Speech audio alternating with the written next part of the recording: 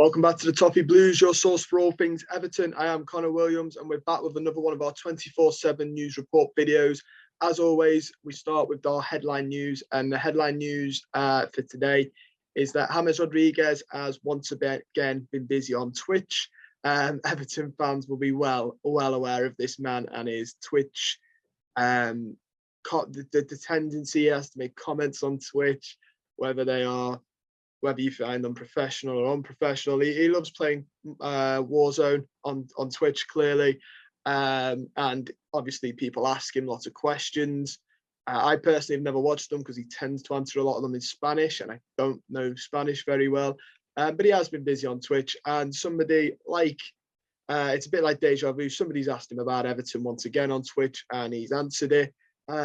This time a little bit better than who are they playing. He's put, I'd come back, why not? I left everything, I always trained, worked, and the Everton fan base is very big and supports well. That's on a potential return. Obviously, that is only one side of the story, saying they'd like to return. It's not as easy as that. His wages would be an issue because supposedly that was one of the many reasons he left. Frank Lampard would have to want him and have a system in place for him. Personally, I really like James Rodriguez. I think Richarlison come back and said the same thing about James was training well. He was doing really, really well. And the only thing that went against him is that the manager didn't like him. I know when Rodriguez left, people were saying, well, we're siding a little bit with Rafa Benitez, to be honest. It was sort of split the fans. One side was siding with James, the other was siding with Rafa Benitez. Hindsight is a beautiful thing. And now it looks like there was, obviously, we don't know for sure, so I'm not going to say one side's a clear winner, but it looks a bit more likely, especially with the Luca Dean situation, that James Rodriguez was probably the one that felt a little bit hard done by here. There were rumours that Benitez didn't like him before he joined us. He then saw Luca Dean out. There were then reports bringing up the Xabi Alonso situation when Rafa Benitez was at Liverpool. So his track record went and proved it. Obviously, that's not the only thing with James Rodriguez, though. I will admit his comments on Twitch were a little bit inappropriate at times. Even if he was being frozen out, it's sort of, I don't know if it's just he's not very used to English football or whatever, but saying who are they playing at the weekend was a little bit, for me, it was always going to irk the fan base. It was a little bit, for me, silly to say, because it was always going to cause a kickoff. Obviously, he missed a couple of games as well. He struggled with his fitness, and his wages were very high. And I think that's one of the reasons the club saw him out, was because of his wages. They were just very, very high. I really, really liked him. I thought he was a very good player. I thought we were very lucky to have a player of that quality. And I thought he was very unfairly treated, in my opinion, by Rafa Benitez and by some members of the fans who would, really didn't like him. Albeit, like I've just said, I do understand where they were coming from, though, because his comments on Twitch really weren't clever by him. And do I think he gets into this side? Like, is his quality good enough for this team still? Yes. Do I think we'd go and get him? No. We're seeing a 4-4-2 now. I don't think he'd fit in a 4-4-2. I know Ancelotti tried to play him in that, and I think he did okay, but it wasn't wonderful. And he was played on the left normally, the right, and would cut inside. But we have pace in abundance that could go on that right-hand side in Gordon, and we have pace in the left in Gray, so he wouldn't get in on the wings. Maybe Frank Lampard plays the 3-4-3. Again, I don't think he gets into that. Maybe plays the 4-2-3-1. He would definitely get into that. But then where do you leave Dele Alli, who we've just bought, who is a number 10, and his best position is a number 10? Where does that leave Dele Alli? That makes that signing a little bit null and void. I guess you could argue when Rodriguez misses a game, if his fitness is out, Dele Alli come in. But I just don't think it'd happen. Obviously, he would like it to happen, which sort of gives me the assumption he's not enjoying his new life either, in, I believe, Qatar. So he's probably not enjoying his new life out there as much as he'd want. I saw that he's been sent off a couple of times and stuff like that, but I haven't been watching him an awful lot out there because too busy concentrating on Everton Football Club, in all honesty. Obviously, I hope he does really well. Like I've said, I was a massive fan of him at the time. I'm still a massive fan of him. I think we were very lucky to have a player of that caliber play for us. But I think times have moved on. It's a new manager. It hopefully is a new Everton. So we sort of need to be looking forward now. We've already signed a player that is a bit like him in the fact that they're better off than a number 10. We're not going to play a number 10 system, so we're a little bit like, do we drop him deeper? I don't think him or Ali are very good deep, but that's for Frank to do. We've got Dele Alli. I don't think we need him. That's my thoughts on it anyway. Like I said, you guys might disagree and you'll let me know down below. Next, we have the news that Doucouré returns in double boost. This is saying that Everton are hoping that both Doucouré and possibly Ben Godfrey, I believe, has been seen in training. But Doucouré was one that was rumoured earlier in the week. He might make his return against Manchester City. Ben Godfrey's also been pictured. I personally, me and Paul spoke about this on the channel, which will be coming out soon for the preview for the City game. I wouldn't risk him, Doucouré or Godfrey, for that matter. I think the City game, and I don't want to be negative, but I think we've got to be realistic. City's substitutes would give us a good fight. This City team are very, very good.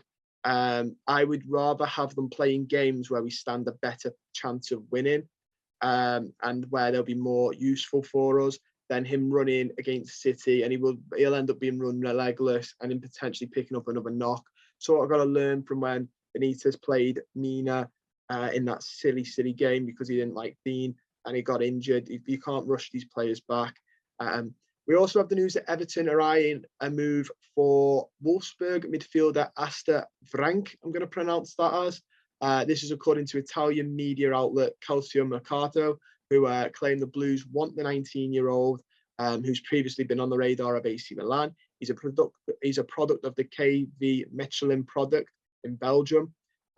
He looks to be quite good. It could be worth. He joined Wolfsburg last summer for 8 million, so God knows what they'll ask for. They'll easily want that, maybe even more, because he's still young. Maybe they're going to ask for 16 million. God knows what they're going to ask for. He seems a good midfielder, very dynamic. I like the look of him. Obviously, he's still young, so he'd have to mature a little bit.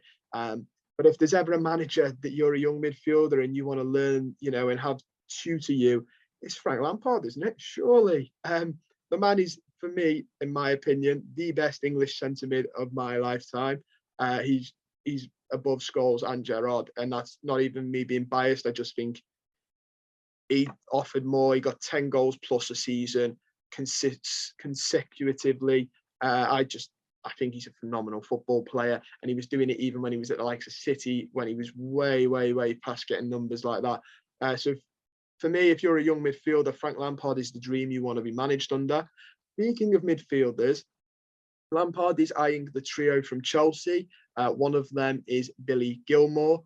This is according to Dean Jones, who claimed that Lampard will be interested in signing Conor Gallagher, another English midfielder, Armando Broja, and then obviously Billy Gilmour from Scotland.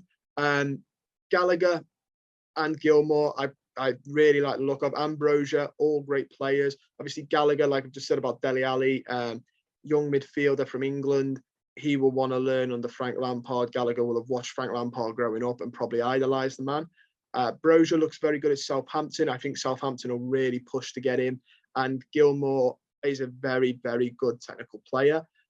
Jones, when speaking to Give Me Sport, says that Lampard is eyeing the situation of all three of them, and he would be amazed if Everton don't have at least one of them join.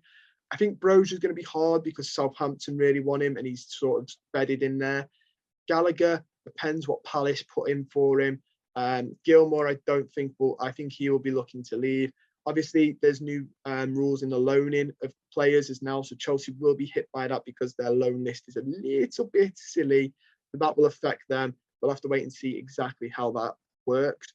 But yeah, hopefully we get one of them. Two of them I'd be very happy with. All three of them I would be ecstatic with. Obviously, we know Gallagher is having a breakout season. I don't think any of these players will be cheap. Gallagher is enjoying a very, very good breakout season for Palace. Broja is also enjoying a very, very good season. And Gilmour, I must admit, I've not watched a lot more of Billy Gilmour this year. But I know of the caliber and the sort of quality he has. He's been doing okay. I'm looking now. He's played 50 and got 1 assist. This is in a very tough Norwich squad, though. So that has to be taken into account. As for Gallagher, we'll get some of his figures up as well because he's enjoying a good season. Gallagher for Crystal Palace has played 21. He's got 7 goals, 3 assists, enjoying a very, very good season. The website I'm using, which is FOTMob, I've got him as a 7.53 average rating. And then finally, we've got Brozier. The one thing I will say is none of these players are going to come cheap. People are sort of saying Chelsea are going to struggle with the loans. I don't actually think they will. They've been sending these players out on loan, hoping that they develop, very picking the ones that do. And if they don't, they keep doing it until they do or they release them. So Mason Mount is a great example. He went out on loan to Derby. He developed the way they want. They've now got him in the first team. I think Chelsea will make bank off all 3 of these players. I think they will enjoy a lot of money coming in because clubs will buy them. So I think Chelsea will be all right. I don't think it'll affect them as much as people are making out. Brozier has scored 6 in 21 matches, which is very good.